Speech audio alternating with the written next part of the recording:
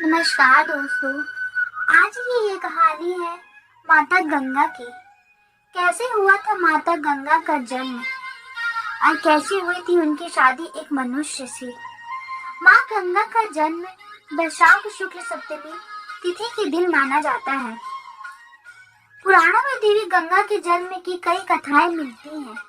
साथ ही इनमें गंगा के स्वर्ग से पृथ्वी पर आने का रहस्य भी बताया गया है।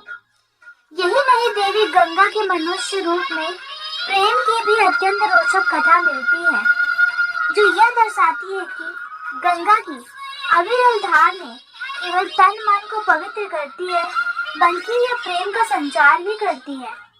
तो आइए जानते हैं क्या है गंगा के जन्म की कथा और कैसे हुआ इनका मनुष्य से विवाह।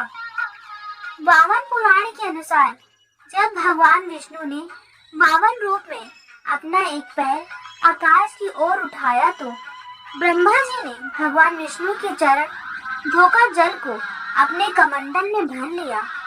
इस जल की तेज से ब्रह्मा जी की कमंडल में गंगा का जन्म हुआ। ब्रह्मा जी ने गंगा हिमालय को सौंप दिया। इस तरह देवी पार्वती और गंगा दोनों बहन हुई।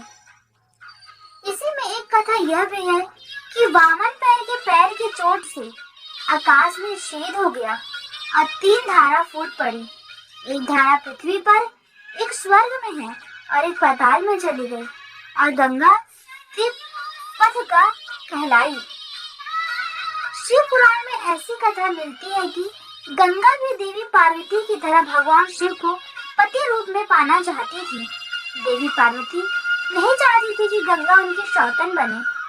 फिर भी गंगा ने भगवान शिव को घोर तपस्या की। इनकी तपस्या से प्रसन्न होकर भगवान शिव ने इन्हें अपने साथ रखने का वरदान दे दिया। इसी वरदान के कारण जब गंगा धरती पर अपने पूरे वेग के साथ उतरती तो जल प्रलय से धरती को बचाने के लिए भगवान शिव ने उन्हें अपने जटाओं में लपेट लिया। इस तरह से भगवान गंगा को भगवान शिव का साथ मिल जाता है। मराठी लोक कथाओं में भी इस तरह की कुछ बातें मिलती हैं।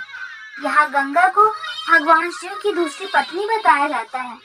पार्वती गंगा को परेशान करती है कि जिसकी शिकायत गंगा भगवान शिव से करती है। पार्वती की कोप से गंगा की रक्षा के लिए भगवान शिव उन्हें अपने जटाओं में छुपा लेते हैं। गंगा के जन्म और नदी रूप में प्रकट होने की जिस तरह अनेकों कहानियां हैं, उसी प्रकार इनके मानव रूप में प्रेम की भी कई कथाएं हैं। ब्रह्मा जी के शाप के कारण गंगा नदी रूप में धरती पर आई और दूसरी ओर महाभीष को हस्तिनापुर के राजा शांतनु के रूप में जन्म लेना पड़ा। एक बार शिकार खेलते हुए शांतनु जब गंगा तट पर पहुंचे तो गंगा मानवीय रूप धारण कर शांतनु के पास आई और दोनों में प्रेम हो गया। शांतनु और गंगा की 8 संतानें हुई, जिनमें 7 को गंगा ने अपने हाथों से जल समाधि दे दी और 8वीं संतान के रूप में देवव्रत भीष्म का जन्म हुआ। लेकिन देवव्रत को गंगा जल समाधि नहीं दे पाई। कहते हैं कि गंगा की 8 संतान वसु थे। शाप मुक्त करने के लिए गंगा उन्हें जल समाधि दे रही थी, लेकिन 8वीं संतान को शाप मुक्त कराने में गंगा असफल रही।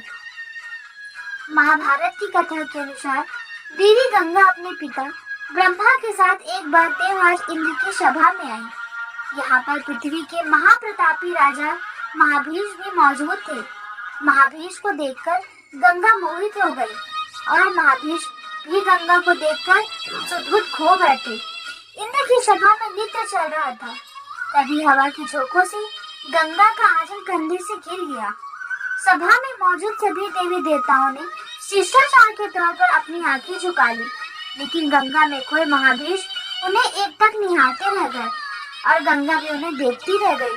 क्रोधित होकर ब्रह्मा जी ने श्राप दिया, आप दोनों लोक लाज और मर्यादा भूल गए हैं, इसलिए आपको धरती पर जाना होगा और आप दोनों एक दूसरे को पसंद करते हैं, इसलिए वही आपका मिलन होगा।